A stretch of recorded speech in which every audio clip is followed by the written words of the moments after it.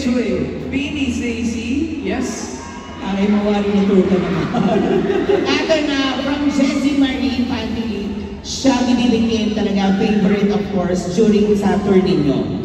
What is the inspiration na gawin itong playful vibe and how did international audiences react to it? Thank you so much, Mama Mila, for the wonderful question.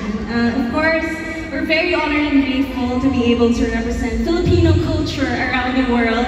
And it makes us super happy because, you know, Shaggy is not just a song or a game. It is something to be proud of. And we're this song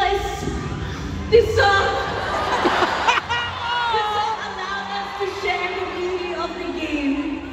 You know, Shaggy, shampoo po. Gusto ko sa'yo, hindi mo kaya to. Sisipihan